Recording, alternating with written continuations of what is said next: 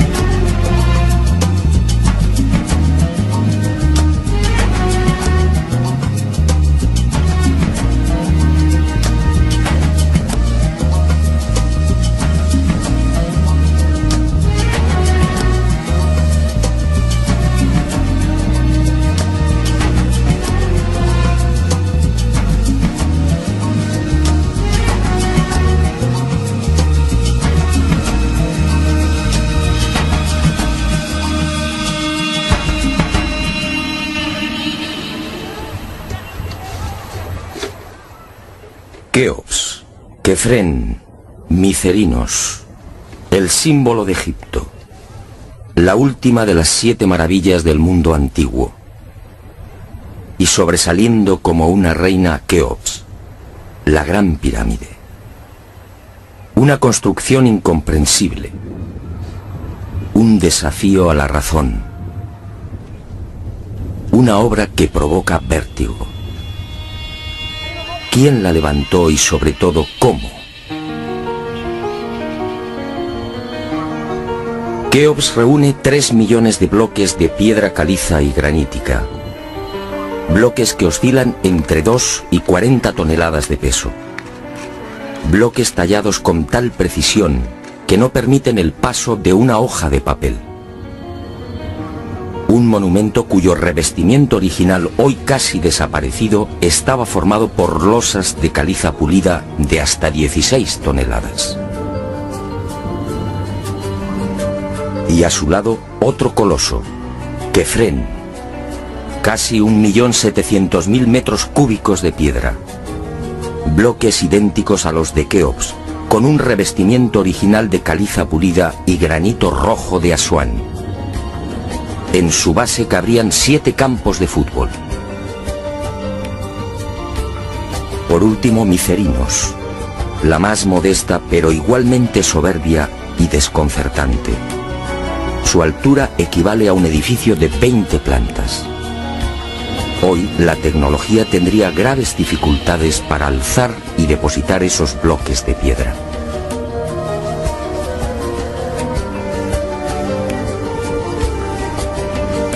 A la vista de estas mareantes cifras, el mundo se pregunta, ¿cómo lo hicieron? Para la arqueología oficial no hay duda.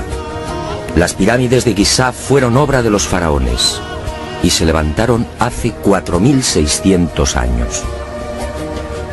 Los bloques fueron trasladados desde las vecinas canteras de Tura y Mohatan, a escasos kilómetros del Cairo, y encajados en los respectivos monumentos mediante el uso de gigantescas rampas. Rampas, dice la arqueología, por las que miles de obreros empujaban los bloques con el auxilio de rodillos de madera.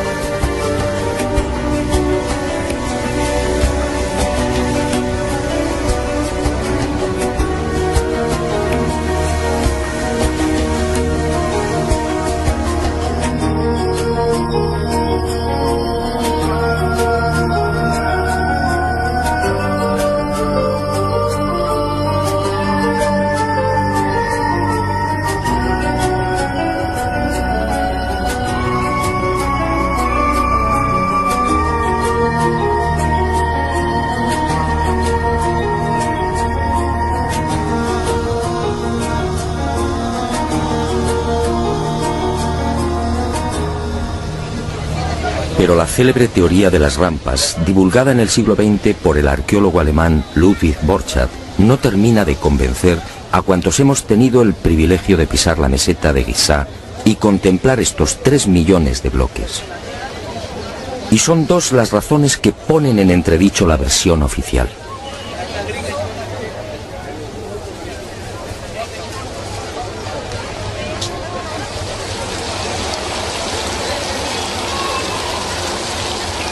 Según los arqueólogos, la Gran Pirámide fue construida por Keops, el faraón que reinó entre los años 2590 y 2567 a.C. Basta un sencillo cálculo para comprobar que en esos 23 años de reinado, los trabajadores tuvieron que mover y elevar hasta las correspondientes hiladas un total de 357 bloques por día. 357 moles de piedra con pesos que oscilan entre 2.000 y 40.000 kilos. 357 gigantescos sillares en 12 horas. Es decir, un bloque cada 2 minutos.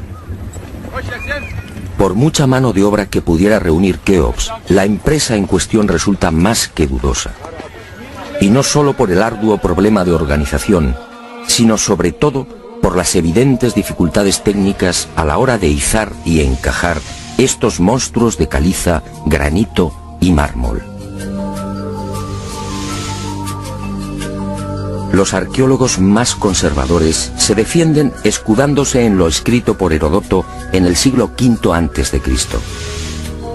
Según el padre de la historia, los bloques eran levantados de grada en grada, con el concurso de una serie de máquinas formadas por maderos cortos. Esto, al parecer, fue lo que le contaron los sacerdotes durante su visita a Egipto. Pero la narración del escritor griego no constituye un punto de partida sólido y fiable. En el 450 a.C., cuando Heródoto recorre el Nilo, habían transcurrido 2000 años desde la supuesta construcción de la Gran Pirámide por Keops.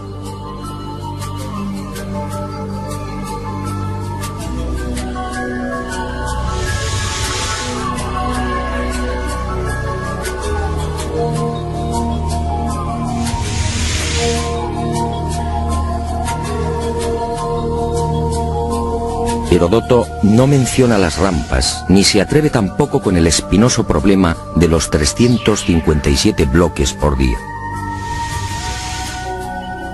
Heródoto cuenta lo que le contaron. ¿Es esto una prueba científica para determinar cómo y cuándo se levantó la Gran Pirámide?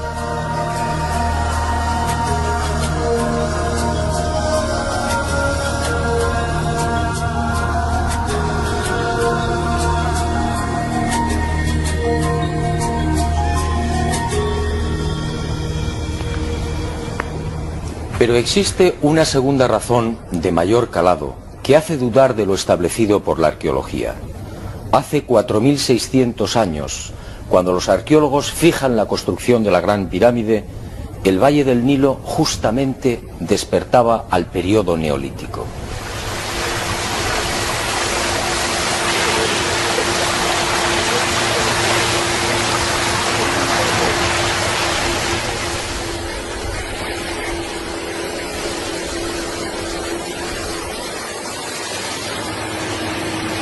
En otras palabras, tanto en el sur, en el Alto Egipto, como en las regiones del Fayum y del Delta Occidental, los habitantes malvivían en chozas de juncos y adobe.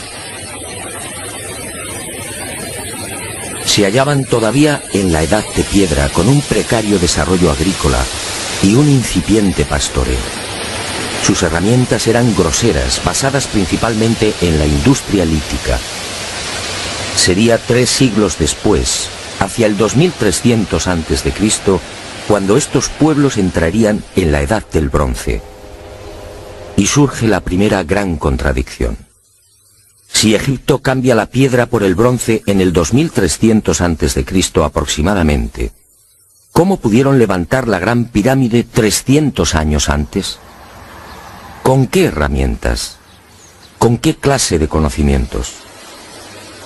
¿Cómo explicar semejante salto cualitativo?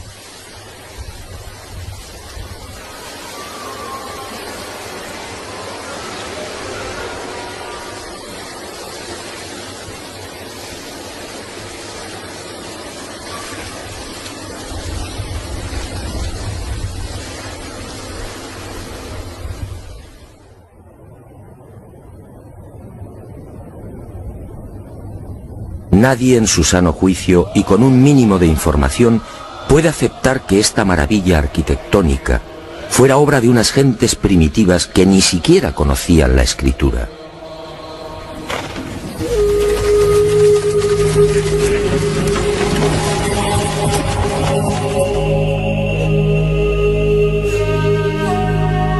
El testimonio de Heródoto, en efecto, deja mucho que desear.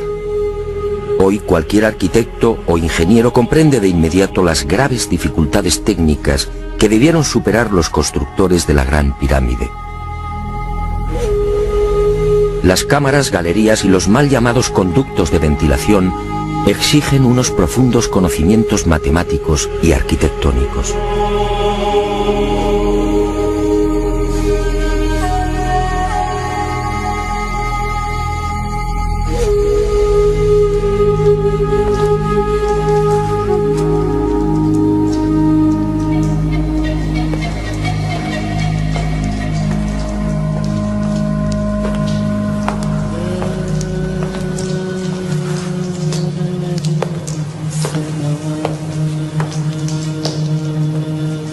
Basta echar un vistazo a las toscas herramientas con las que, según los arqueólogos, se construyeron las pirámides, para comprender que algo falla en esta historia.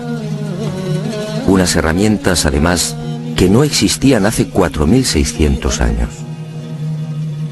Es que estos mazos, niveles, bolas de dolerita, escuadras, trineos de madera y regletas sirvieron para establecer las asombrosas proporciones de la Gran Pirámide. ¿Cómo explicar, por ejemplo, que la desviación de la orientación norte-sur de sus caras no supere los 3 minutos 20 segundos hacia el oeste? ¿Cómo explicar la increíble perfección de la angulación de los bloques de revestimiento? Hoy solo podríamos alcanzarla con instrumentos ópticos. ¿Cómo entender que hace 4600 años aquellos pueblos neolíticos dispusieran ya de una medida tan perfecta como el codo? Como es sabido, solo en la era espacial se ha podido comprobar que el metro estaba mal medido. Su longitud en realidad es algo más de lo que siempre habíamos creído. El metro exacto tiene una longitud de 1.047. Pues bien, 2 codos egipcios equivalían exactamente a 1.047. El metro de la era espacial. ¿Cómo lo lograron? Pero las dudas y contradicciones no terminan ahí. Hasta el día de hoy nadie ha logrado explicar satisfactoriamente el sistema de iluminación utilizado a la hora de construir las pirámides. Las tradicionales antorchas no sirven. No hay restos de hollín en techos o paredes. En cuanto a la fórmula de los espejos, reflejando la luz solar hasta lo más profundo, tampoco resiste un análisis medianamente serio. El movimiento del Sol obligaría a los constructores a una penosa labor de permanente rectificación. Esa luz sería útil como mucho para las salas y galerías más próximas a la entrada.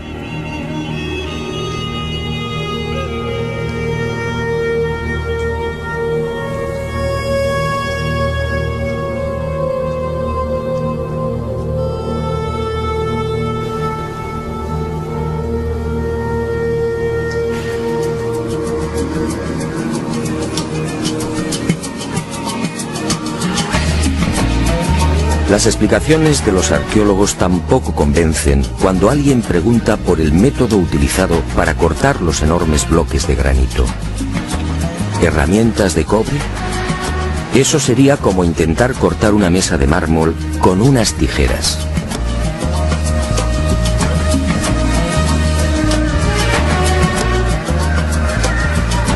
Y otro tanto sucede con el asombroso y enigmático pulido de los vasos de diorita y granito. ¿Qué clase de taladro utilizaban para que la cara interior ofrezca el mismo pulido que la exterior? ¿Cómo lo lograban si por las bocas de estos panzudos vasos no cabe siquiera la mano de un niño? Y otro detalle estremecedor. Al examinar el pulido de estos vasos y platos, los expertos han comprobado que a cada vuelta la presión ejercida era 500 veces mayor que la obtenida en la actualidad con los poderosos taladros de punta de diamante artificial. Y de nuevo la gran interrogante. Si muchos de estos vasos han sido fechados en el 2600 a.C., ¿quién los fabricó? ¿El hombre de la edad de piedra? Evidentemente no.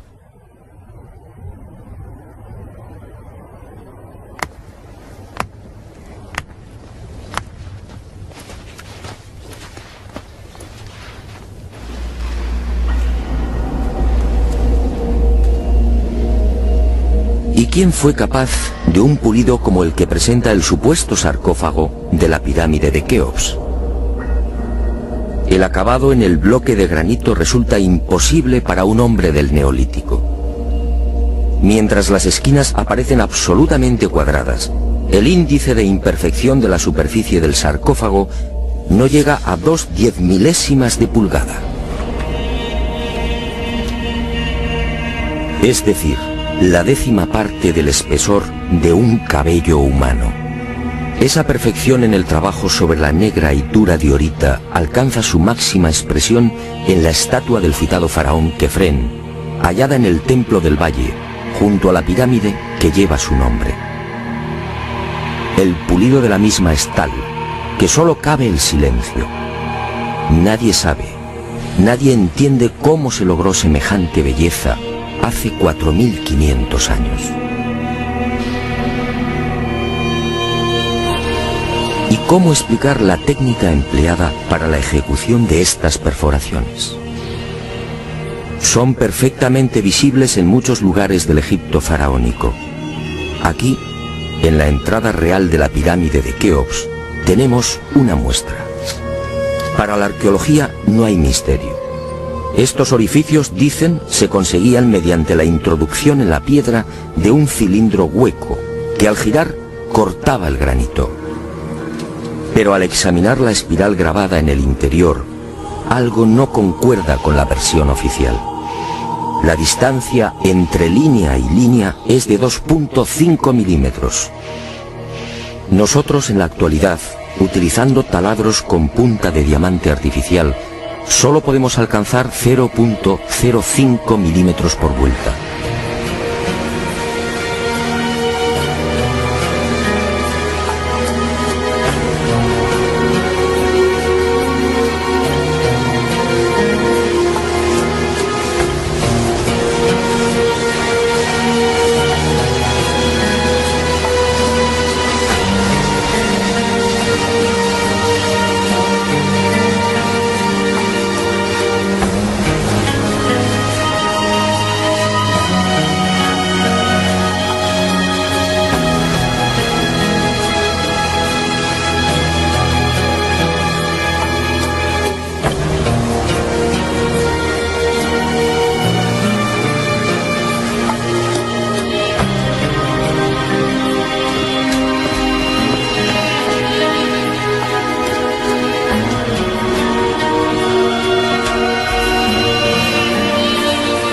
cómo desarrollaban aquellos primitivos egipcios semejante presión y fuerza con un simple cilindro hueco.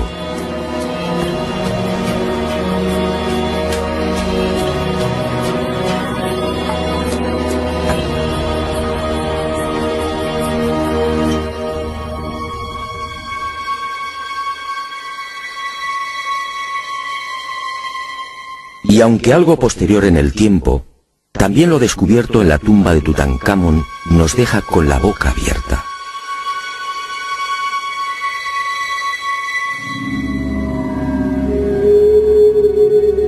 Cuchillos inoxidables, sandalias y manoplas de oro, una cama ergonómica, una cama con la parte de los pies más elevada, favoreciendo así la circulación sanguínea. ¿Cómo es posible hace 3.333 años? ¿De quién lo aprendieron?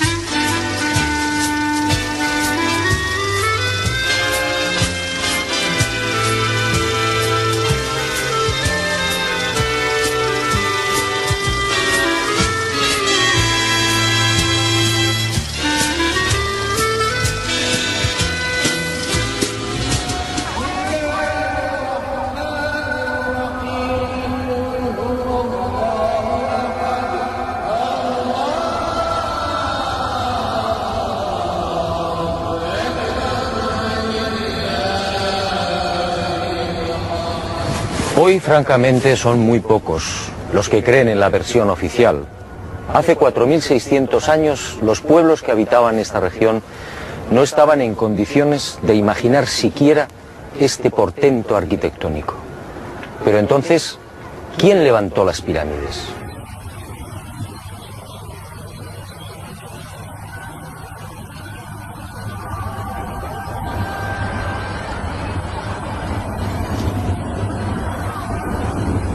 Una primera pista aparece en esta estela de piedra. Una estela depositada en la sala 42 del Museo del Cairo y que muy pocos turistas se detienen a contemplar.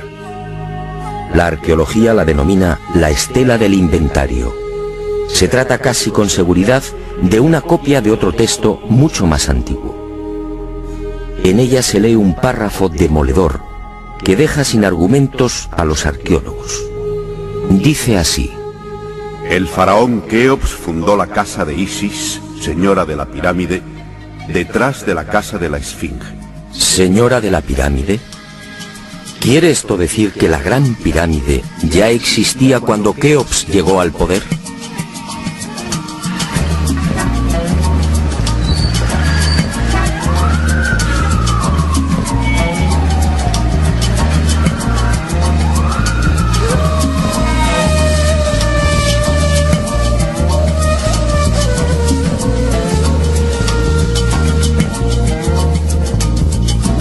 La segunda pista, mucho más espectacular, se encuentra a casi 3.000 kilómetros del Cairo. Y hacia allí nos dirigimos.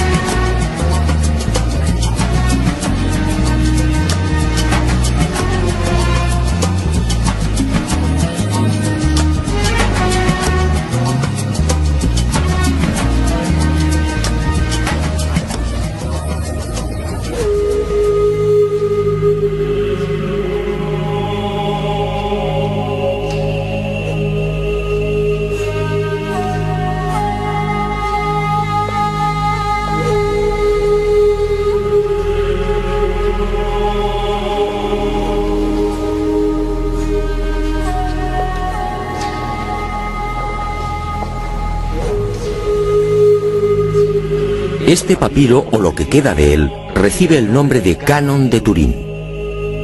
Fue descubierto en 1822 por el viajero italiano Bernardino Drobetti en la antigua ciudad egipcia de Tebas. El propio Champollion lo tradujo, concediéndole una singular importancia. Pero la arqueología ha preferido ignorarlo. Y no es de extrañar a la vista de su contenido.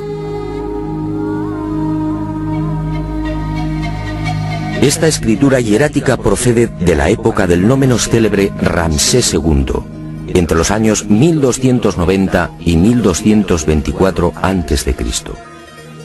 Para algunos, el faraón que persiguió a Moisés. En total 160 fragmentos correspondientes a 11 hojas escritas hace 3200 años y en las que se lee una extraña lista de reyes. Una lista de reyes egipcios imposible para la ciencia. Imposible, sí, porque de aceptar lo manifestado en este documento arqueológico, la cronología faraónica se vendría abajo. ¿Y qué dice este papiro de 1,70 metros de longitud? Sencillamente que en un lejano pasado, Egipto fue gobernado por unos seres mitad hombres, mitad dioses, que recibían el nombre de Sensuhor, los compañeros de Horus. La lista de estos misteriosos reyes sitúa el primer gobierno en el Valle del Nilo, no durante el faraón Menes hace 5000 años como afirma la arqueología, sino mucho más atrás en el tiempo, concretamente hace 11.000 años. Esta desconcertante y revolucionaria lista de reyes aparece ratificada en buena medida por otra historia igualmente despreciada por los arqueólogos. Me refiero a lo escrito por Manetón en el 240 a.C. Este sumo sacerdote recibió el encargo del faraón Ptolomeo II Filadelfo de escribir la historia de Egipto desde sus comienzos. Manetón tuvo acceso a la documentación depositada en el templo de On, en Heliópolis, y cumplió el trabajo. En los escasos fragmentos que se conservan de su obra, en especial en los recopilados por Eusebio, puede leerse algo insólito que, como decía, coincide en lo básico con lo relatado en el Canon de Turín. Según Manetón, antes de Menes, el primer faraón de la primera dinastía, Egipto fue gobernado por unos semidioses y también durante miles de años. El sumo sacerdote greco-egipcio no habla de los Sensuhor, pero la casualidad es más que sospechosa. ¿Quiénes eran los Sensuhor? ¿Por qué los califican de semidioses?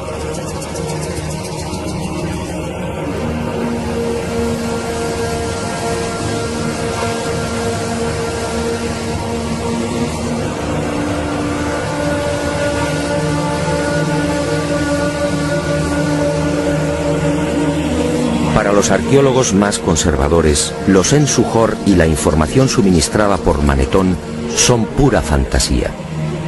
Y aparentemente tienen razón. Si Egipto fue gobernado hace 11.000 años, ¿dónde están las pruebas y los vestigios arqueológicos que deberían delatar a esas culturas? ¿O están ahí? ¿No será que la arqueología no los quiere ver?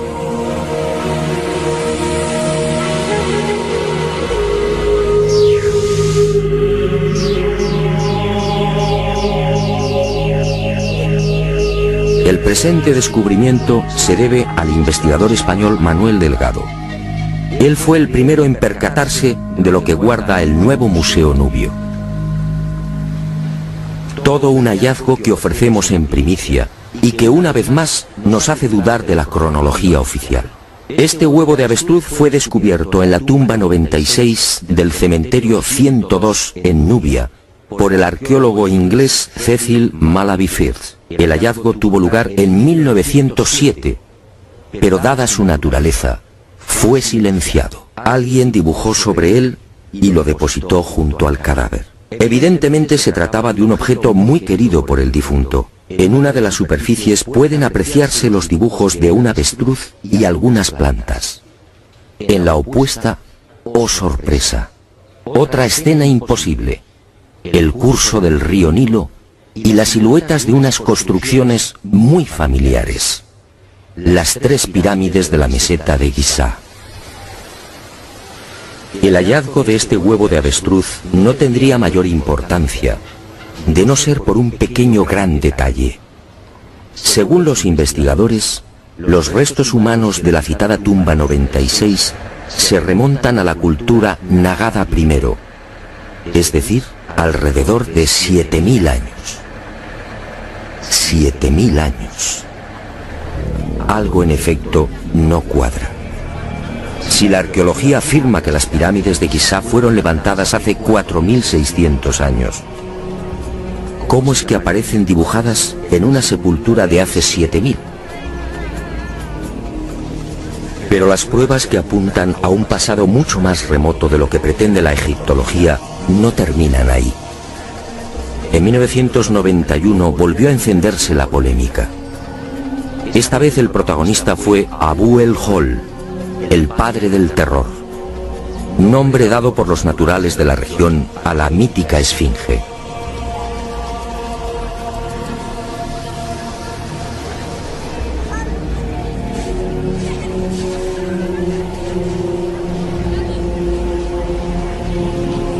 La Esfinge, otro monumento emblemático de Egipto construido según la arqueología por el faraón Kefren hace 4500 años.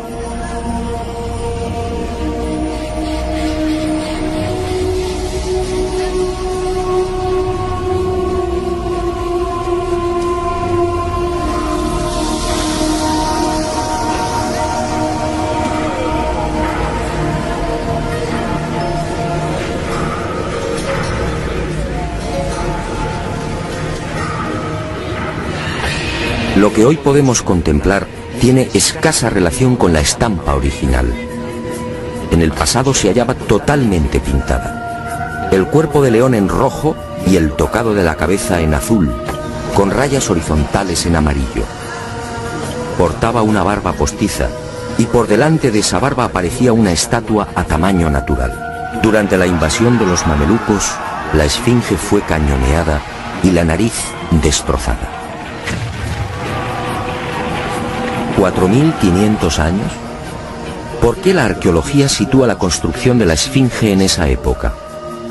En primer lugar, por el parecido del rostro con algunas de las estatuas de Kefren. Y además por el hecho de hallarse muy próxima al templo funerario de dicho faraón. Aunque parezca increíble, eso es todo.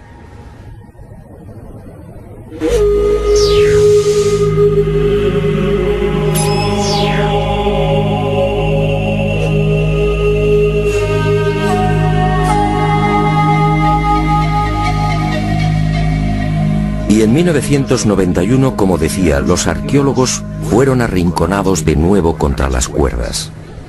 Un equipo de la Universidad de Boston, dirigido por el geólogo Robert Scott, dio a conocer un estudio que retrasaba la construcción de la esfinge en varios miles de años. Mediante la utilización de ondas sonoras y micrófonos especiales, los geólogos norteamericanos exploraron las rocas que forman parte de la esfinge. El resultado fue asombroso. La zona delantera del monumento y parte de las paredes del foso que la rodea presentan una erosión de 2 metros de profundidad, provocada por las lluvias. En la época de Kefren, supuesto constructor de la esfinge, esta región era un desierto. La única explicación a esa erosión acuática hay que buscarla en un clima especialmente húmedo, entre el 5000 y el 7000 a.C. Casi mágicamente hemos llegado a un punto que ya fue contemplado en uno de los anteriores capítulos de este planeta encantado. ¿Recuerda?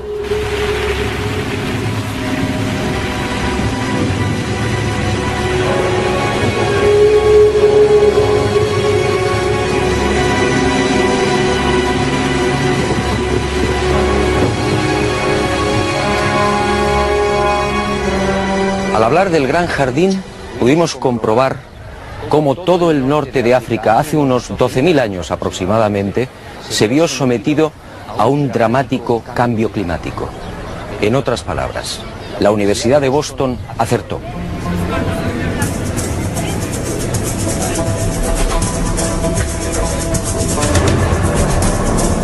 Fue a partir de esa época, hace ahora unos 8000 años, cuando los monzones perdieron fuerza y el Sáhara entró en un lento pero progresivo proceso de desertización. Y fue justamente hace 4500 años, cuando la arqueología fija el momento de la construcción de la Esfinge, cuando estas tierras fueron definitivamente abandonadas por las lluvias. Kefren, por tanto, no pudo levantar la Esfinge. Como mucho, quizá la restauró. El padre del terror estaba aquí desde mucho antes. La huella de las torrenciales lluvias registradas en el llamado Gran Húmedo Holocénico es incuestionable. Y algo similar vino a suceder con el investigador Robert Bauval.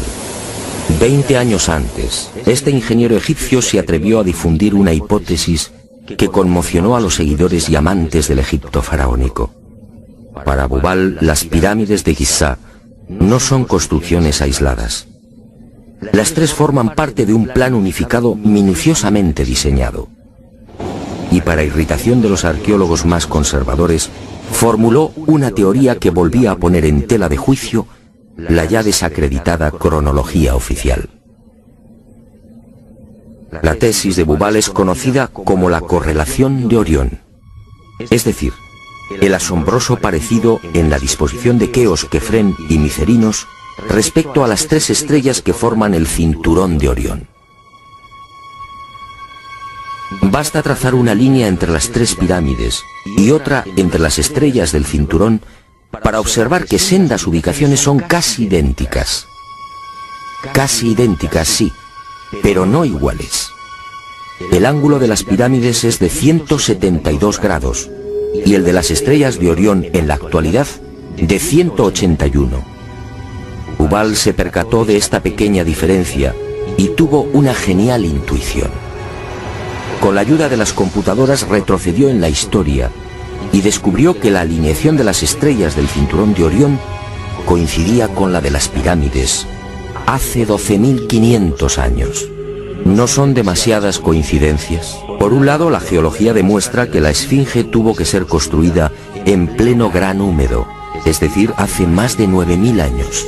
Por otro, el papiro de Turín y Manetón aseguran que unos semidioses gobernaron el valle del Nilo hace 11.000 o 12.000 años. Quizá más. También el huevo de avestruz hallado en la tumba 96 en Nubia nos dice que las pirámides existían ya hace 7.000 años. Y la tesis de Bauval pone punto final, insistiendo de nuevo en esa misteriosa fecha. 12.500 años.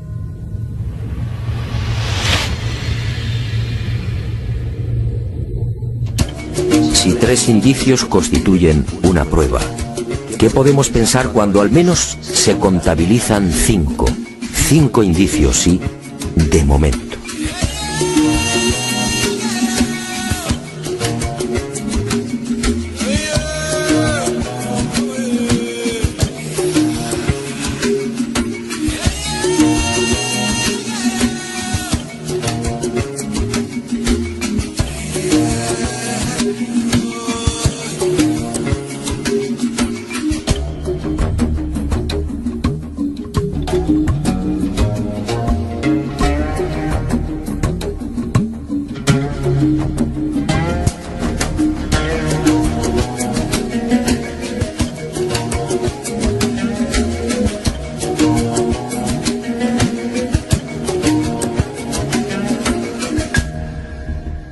No, las pruebas que contradicen la versión de la arqueología oficial no han concluido. ¿Recuerda usted esta pintura? Fue descubierta en el Tassili argelino. Según los arqueólogos, tiene una antigüedad aproximada de 5.500 años, probablemente mucho más. Se trata, en mi opinión, de un carro egipcio. Pero ¿cómo es posible? ¿Un carro egipcio a 2.500 kilómetros del Nilo?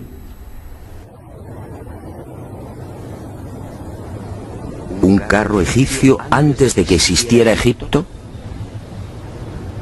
Si la arqueología dice que el primer faraón de la primera dinastía empezó a reinar 4.920 años antes del presente, ¿cómo explicamos esta pintura, datada mucho antes? No fue la única, En mis investigaciones por el Sáhara pude descubrir cientos de ellas. En 1982, una síntesis de los trabajos de Henry Lott sacaba a la luz un total de 600 carros pintados o grabados. A estos hay que sumar otros 400, distribuidos por Mauritania, Marruecos, Argelia, Libia, Mali y Níger. Más de 1000 carros pintados o grabados a 2000, 3000 y 5000 kilómetros del Nilo. ¡Qué extraño! Carros y conductores típicamente egipcios. Perfiles, tocados y vestiduras son elocuentes. Carros y personajes egipcios en el corazón del Sáhara. Cuando interrogué a los arqueólogos, la mayoría se encogió de hombros. A decir verdad, estas pinturas no son cómodas. Algunas han sido fechadas en una época en la que, según la arqueología, carros y caballos no habían hecho acto de presencia en Egipto. Otras, como las del Tassili o el Fesán libio, son mucho más escandalosas. Los análisis de las sustancias orgánicas contenidas en los pigmentos han sido desconcertantes. 6000, 8000 y hasta 9000 años de antigüedad. ¿Carros y conductores egipcios hace 9000 años? Y casi sin querer, a la vista de estos documentos pictóricos, la memoria vuelve a poner en pie los hallazgos de la Universidad de Boston, el papiro de Turín, la historia narrada por Manetón, las pirámides pintadas en el huevo de avestruz o el descubrimiento de Bubal. Naturalmente, para la arqueología, estas pinturas y grabados no tienen sentido. El caballo y los carros, dicen, entraron en Egipto hacia el 1700 a.C. Y lo hicieron con la invasión de los Hicsos, un pueblo procedente de la Alta Siria que gobernó la mitad oriental del delta. Nuevo y grave error de la arqueología. El caballo y los carros, como demuestran estas pinturas y grabados, ya existían en el Sáhara mucho antes de la 13 dinastía. Otra cuestión es que no quieran reconocerlo. Y es comprensible. Si los egipcios y su cultura proceden del Sáhara, ¿en qué queda la supuesta hegemonía del Egipto faraónico?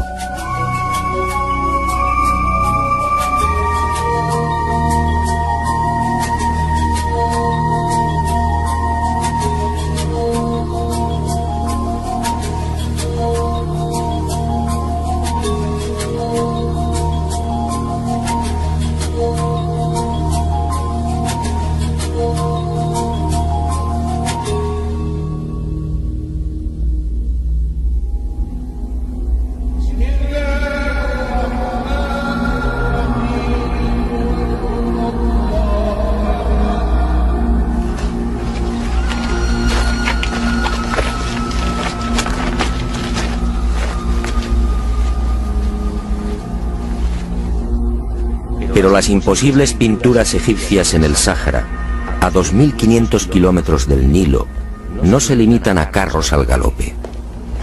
Otras, para desconcierto e irritación de la arqueología, presentan escenas muy diferentes. Ofrendas.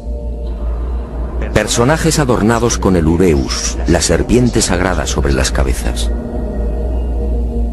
Barcas igualmente egipcias. Vestimentas similares a las que lucen faraones y sacerdotes. Individuos de perfil al más puro estilo egipcio. Pinturas todas ellas muy anteriores al Egipto faraónico.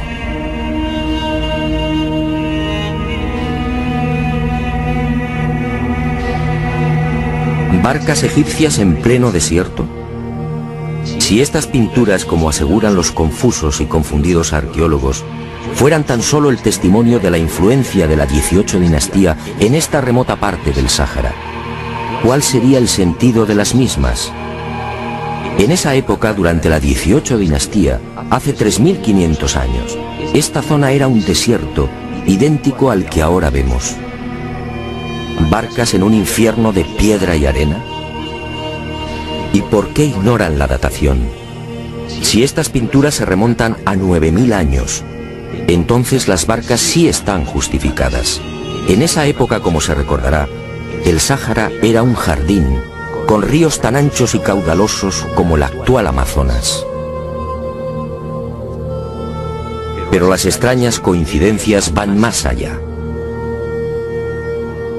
En esta tumba, a lo largo de más de 120 metros, hace 3100 años, Ramsés III mandó pintar lo que se conoce como el Libro de las Puertas, una especie de cartografía del más allá, una síntesis de la religión del inframundo, la religión del río infernal, la religión que partió del Sáhara y que posteriormente, con las migraciones, apareció entre los guanches, los íberos y los etruscos.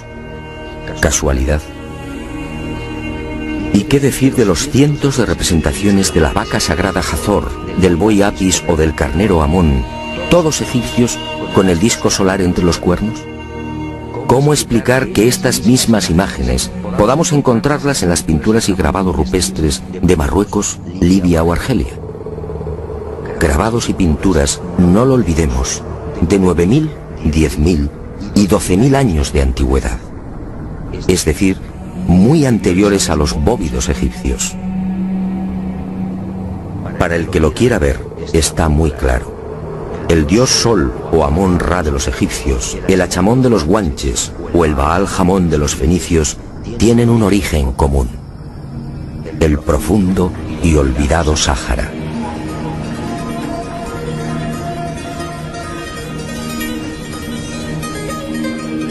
Puede que Herodoto y Diodoro de Sicilia tuvieran razón.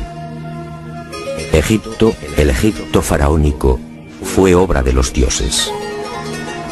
Ha llegado el momento de ser valiente.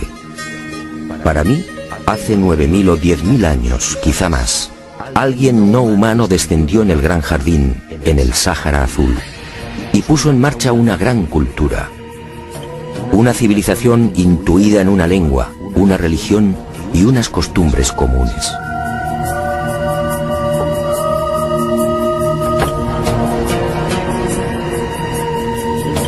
Esos seres, esos dioses de cabezas redondas pintados en Tassili, podían proceder de Orión.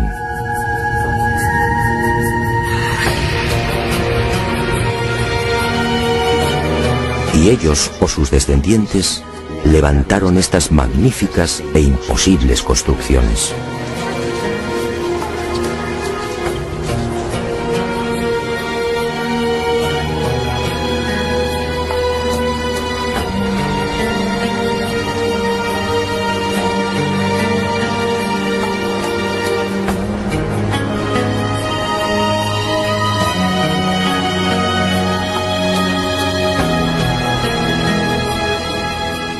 ¿Cree usted que se trata de un sueño? Schopenhauer decía que toda verdad, al nacer, es ridiculizada y perseguida. Demos tiempo al tiempo.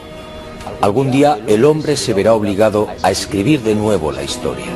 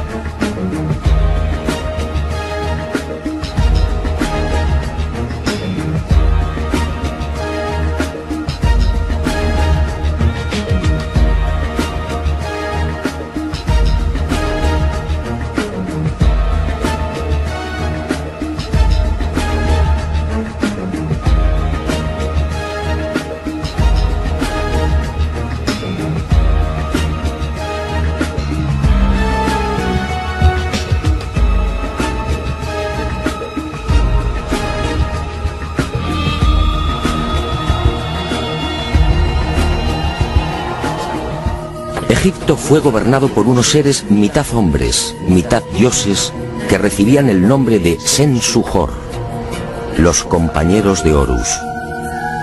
La lista de estos misteriosos reyes sitúa el primer gobierno en el Valle del Nilo, no durante el faraón Menes hace 5000 años como afirma la arqueología, sino mucho más atrás en el tiempo, concretamente hace 11.000 años. Esta desconcertante y revolucionaria lista de reyes aparece ratificada en buena medida por otra historia igualmente despreciada por los arqueólogos. Me refiero a lo escrito por Manetón en el 240 a.C. Este sumo sacerdote recibió el encargo del faraón Ptolomeo II Filadelfo de escribir la historia de Egipto desde sus comienzos. Manetón tuvo acceso a la documentación depositada en el templo de On, en Heliópolis, y cumplió el trabajo.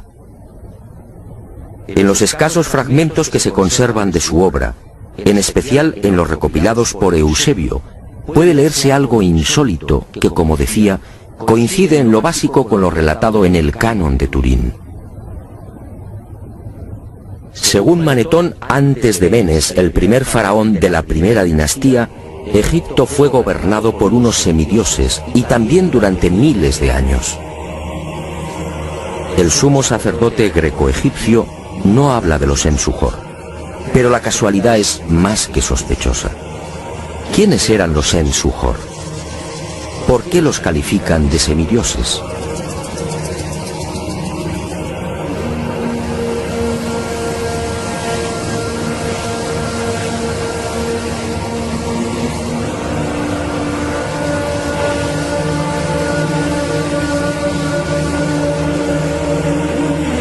Para los arqueólogos más conservadores, los Sen-Su-Hor y la información suministrada por Manetón son pura fantasía. Y aparentemente tienen razón. Si Egipto fue gobernado hace 11.000 años, ¿dónde están las pruebas y los vestigios arqueológicos que deberían delatar a esas culturas? ¿O están ahí? ¿No será que la arqueología no los quiere ver?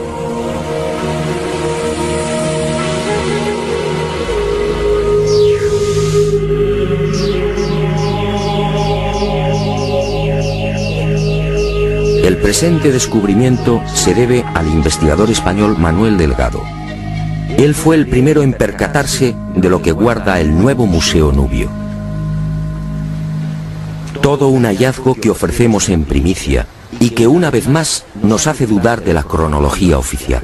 Este huevo de avestruz fue descubierto en la tumba 96 del cementerio 102 en Nubia por el arqueólogo inglés Cecil Malaby Firth. El hallazgo tuvo lugar en 1907, pero dada su naturaleza, fue silenciado. Alguien dibujó sobre él y lo depositó junto al cadáver. Evidentemente se trataba de un objeto muy querido por el difunto. En una de las superficies pueden apreciarse los dibujos de un avestruz y algunas plantas.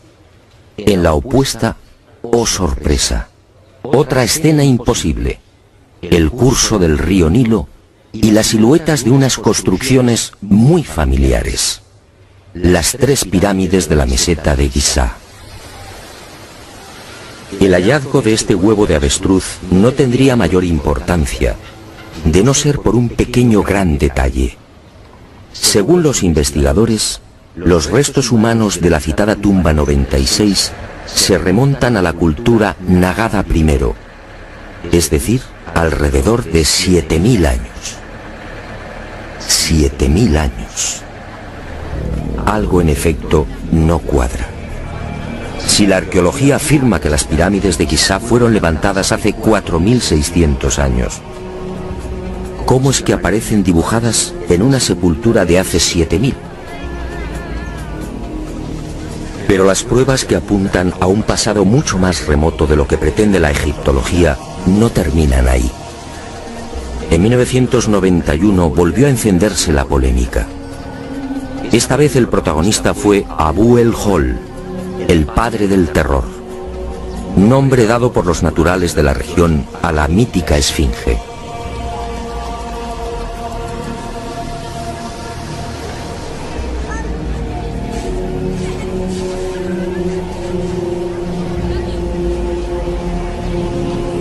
la Esfinge. Otro monumento emblemático de Egipto construido según la arqueología Kefren hace 4500 años.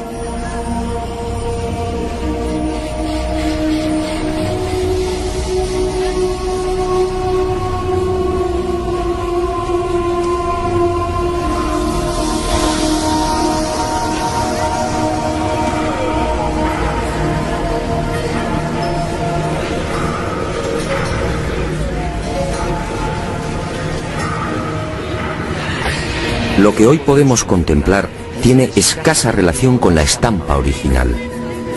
En el pasado se hallaba totalmente pintada. El cuerpo de león en rojo y el tocado de la cabeza en azul, con rayas horizontales en amarillo.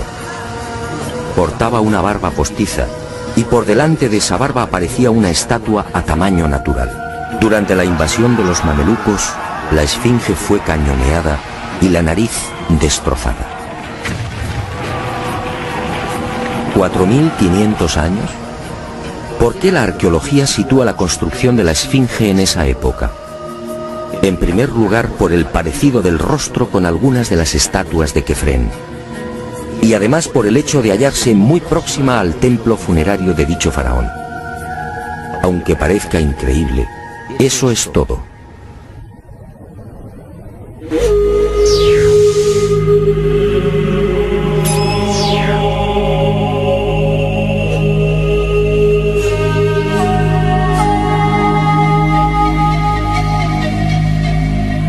Y en 1991, como decía, los arrinconados de nuevo contra las cuerdas.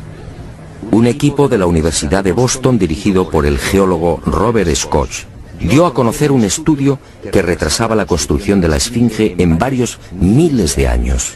Mediante la utilización de ondas sonoras y micrófonos especiales, los geólogos norteamericanos exploraron las rocas que forman parte de la Esfinge. El resultado fue asombroso.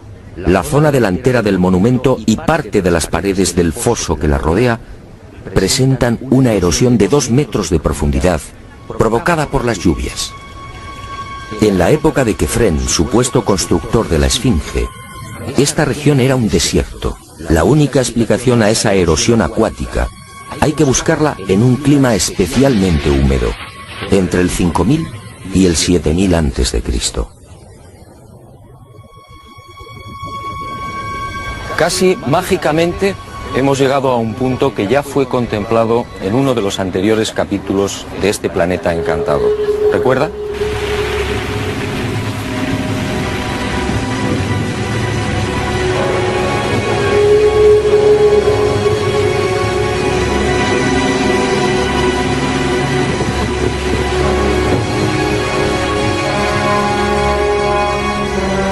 Al hablar del Gran Jardín, pudimos comprobar cómo todo el norte de África, hace unos 12.000 años aproximadamente, se vio sometido a un dramático cambio climático.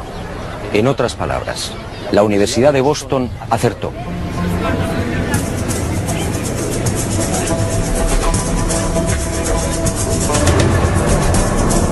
Fue a partir de esa época, hace ahora unos 8.000 años, cuando los monzones perdieron fuerza y el Sáhara entró en un lento pero progresivo proceso de desertización. Y fue justamente hace 4.500 años, cuando la arqueología fija el momento de la construcción de la Esfinge, cuando estas tierras fueron definitivamente abandonadas por las lluvias. Kefren, por tanto, no pudo levantar la Esfinge. Como mucho, quizá la restauró. El padre del terror estaba aquí desde mucho antes. La huella de las torrenciales lluvias registradas en el llamado Gran Húmedo Holocénico es incuestionable. Y algo similar vino a suceder con el investigador Robert Bauval. 20 años antes, este ingeniero egipcio se atrevió a difundir una hipótesis que conmocionó a los seguidores y amantes del Egipto faraónico. Las pirámides de Giza no son construcciones aisladas.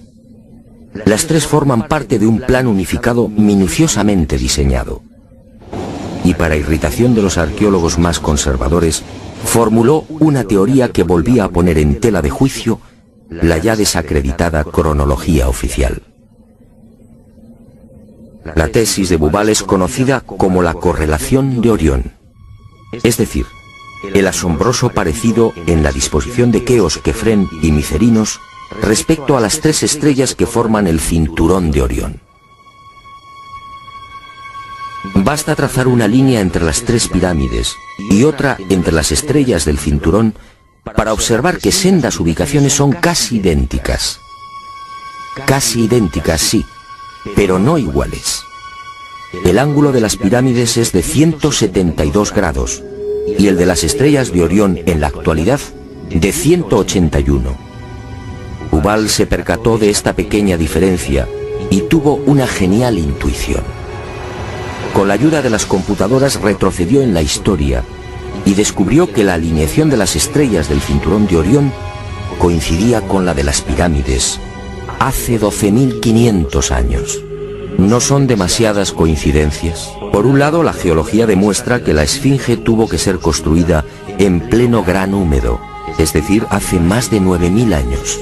Por otro, el papiro de Turín y Manetón aseguran que unos semidioses gobernaron el valle del Nilo hace 11.000 o 12.000 años, quizá más. También el huevo de avestruz hallado en la tumba 96 en Nubia nos dice que las pirámides existían ya hace 7.000 años, y la tesis de Bubal pone punto final, insistiendo de nuevo en esa misteriosa fecha: 12.500 años.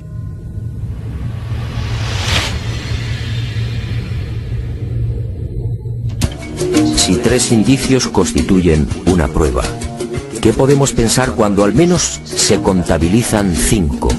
5 indicios, sí, de momento.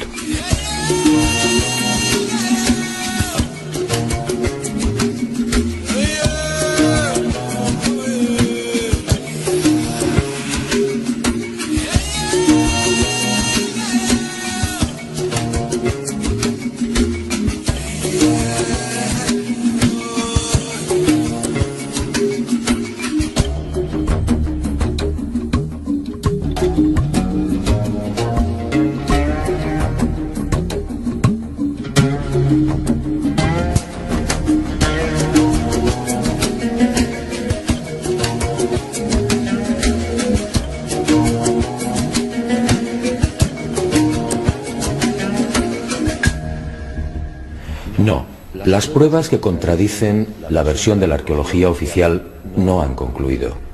¿Recuerda usted esta pintura? Fue descubierta en el Tassili argelino. Según los arqueólogos, tiene una antigüedad aproximada de 5.500 años, probablemente mucho más. Se trata, en mi opinión, de un carro egipcio. Pero ¿cómo es posible?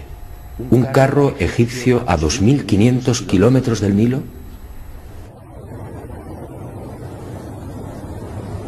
¿Un carro egipcio antes de que existiera Egipto? Si la arqueología dice que el primer faraón de la primera dinastía empezó a reinar 4.920 años antes del presente, ¿cómo explicamos esta pintura, datada mucho antes? No fue la única. En mis investigaciones por el Sáhara pude descubrir cientos de ellas. En 1982, una síntesis de los trabajos de Henry Lott sacaba a la luz un total de 600 carros pintados o grabados. A estos hay que sumar otros 400, distribuidos por Mauritania, Marruecos, Argelia, Libia, Mali y Níger. Más de 1.000 carros pintados o grabados a 2.000, 3.000 y 5.000 kilómetros del Nilo. ¡Qué extraño! Carros y conductores típicamente egipcios. Perfiles, tocados y vestiduras son elocuentes.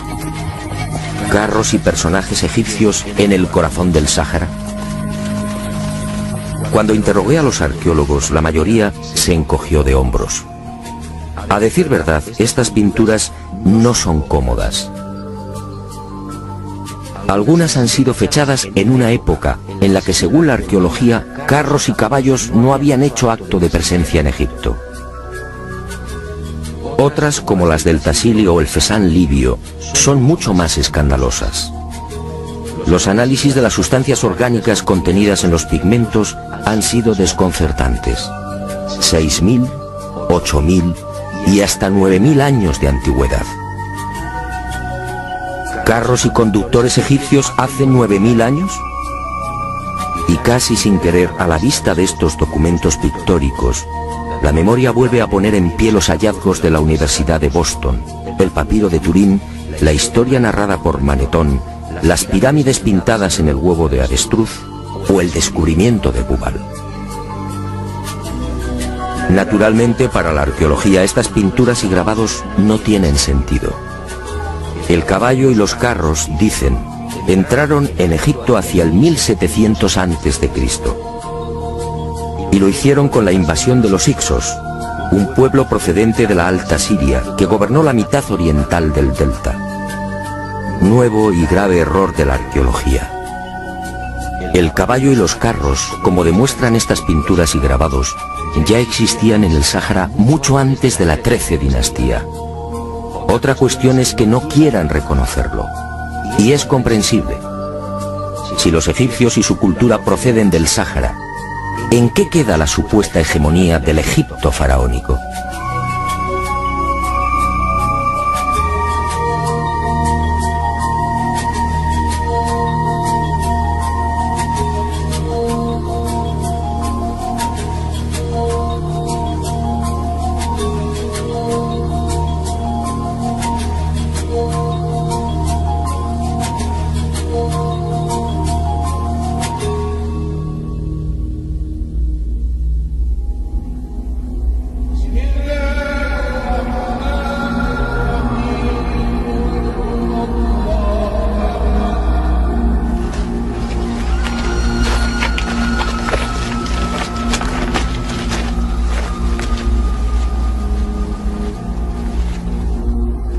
Pero las imposibles pinturas egipcias en el Sáhara, a 2.500 kilómetros del Nilo, no se limitan a carros al galope. Otras, para desconcierto e irritación de la arqueología, presentan escenas muy diferentes. Ofrendas. Personajes adornados con el ureus, la serpiente sagrada sobre las cabezas. Barcas igualmente egipcias. Vestimentas similares a las que lucen faraones y sacerdotes. Individuos de perfil al más puro estilo egipcio. Pinturas todas ellas muy anteriores al Egipto faraónico.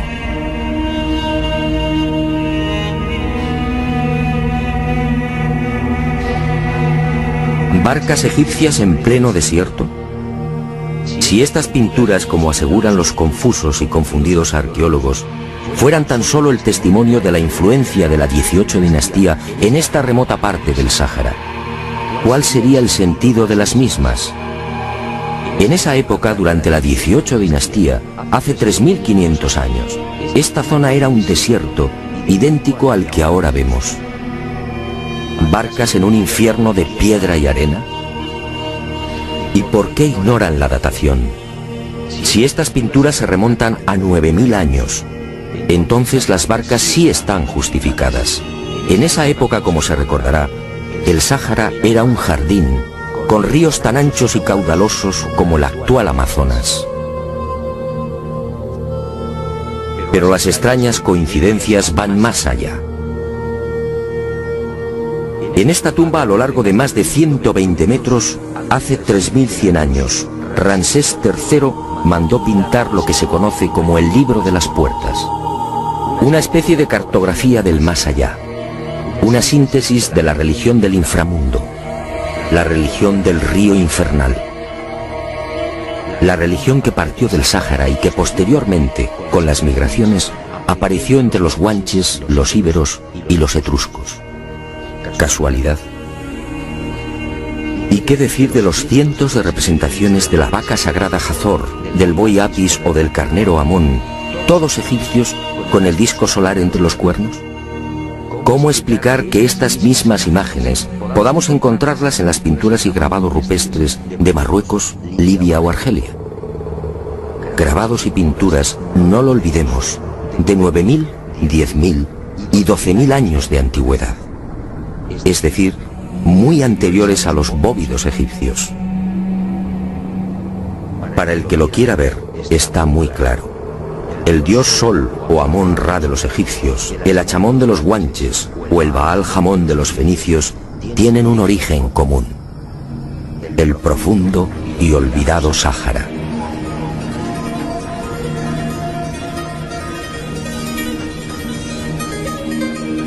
Puede que Herodoto y Diodoro de Sicilia tuvieran razón. Egipto, el Egipto faraónico, fue obra de los dioses. Ha llegado el momento de ser valiente. Para mí, hace 9.000 o 10.000 años, quizá más, alguien no humano descendió en el gran jardín, en el Sáhara Azul, y puso en marcha una gran cultura. Una civilización intuida en una lengua, una religión y unas costumbres comunes.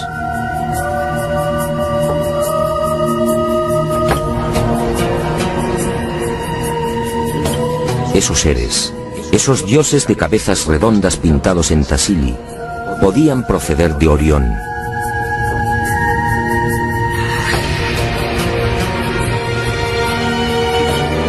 Y ellos, o sus descendientes, levantaron estas magníficas e imposibles construcciones.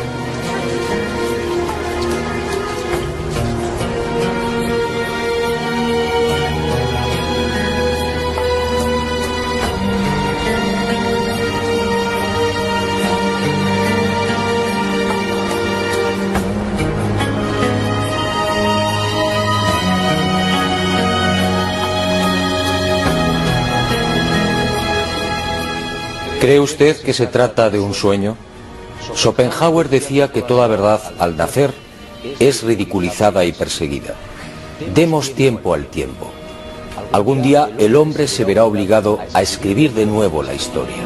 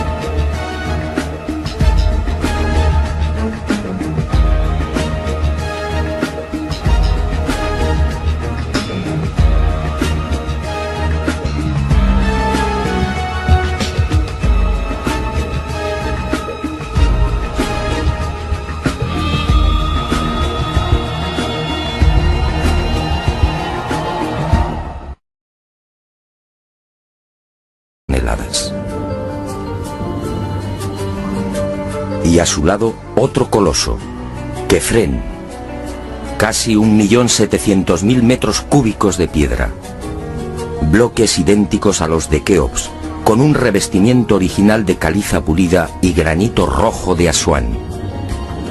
En su base cabrían 7 campos de fútbol. Por último, Micerinos, la más modesta pero igualmente soberbia y desconcertante.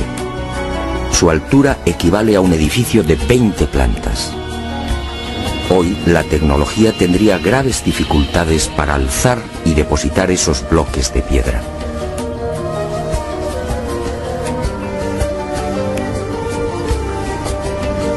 A la vista de estas mareantes cifras, el mundo se pregunta, ¿cómo lo hicieron? Para la arqueología oficial no hay duda.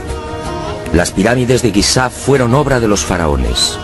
y se levantaron hace 4.600 años. Los bloques fueron trasladados desde las vecinas canteras de Tura y Mohatan, a escasos kilómetros del Cairo, y encajados en los respectivos monumentos mediante el uso de gigantescas rampas. Rampas, dice la arqueología, por las que miles de obreros empujaban los bloques con el auxilio de rodillos de madera.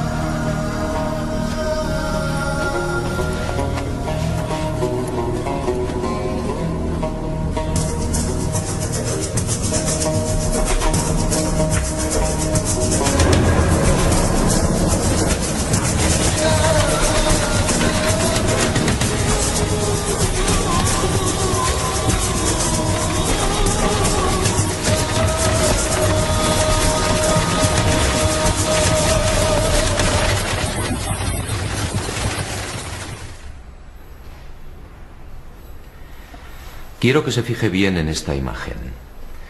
Guárdela en la memoria porque volveremos sobre ella. Se trata, en efecto, de un carro al galope encontrado en la zona de Tamasjert, al sur de Argelia.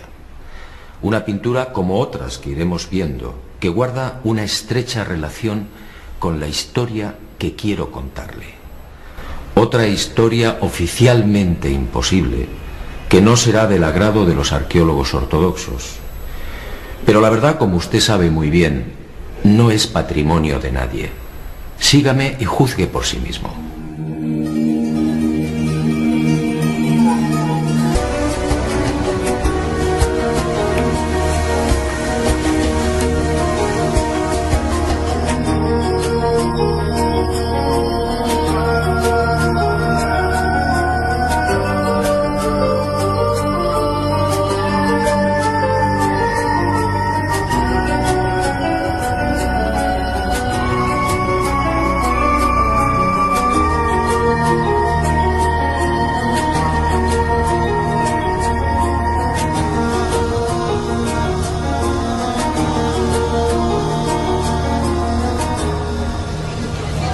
Pero la célebre teoría de las rampas, divulgada en el siglo XX por el arqueólogo alemán Ludwig Borchardt, no termina de convencer a cuantos hemos tenido el privilegio de pisar la meseta de Giza y contemplar estos 3 millones de bloques. Y son dos las razones que ponen en entredicho la versión oficial.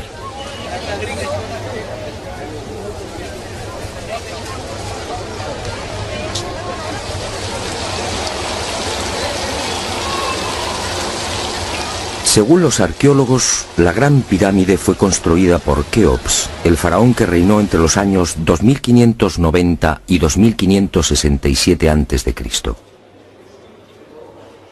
Basta un sencillo cálculo para comprobar que en esos 23 años de reinado, los trabajadores tuvieron que mover y elevar hasta las correspondientes hiladas un total de 357 bloques por día.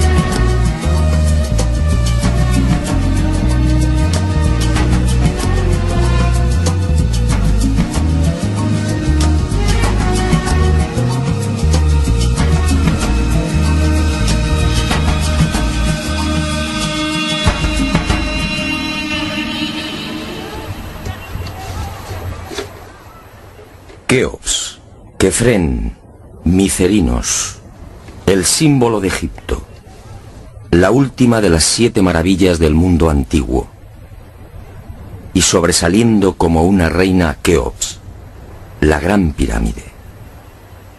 Una construcción incomprensible, un desafío a la razón,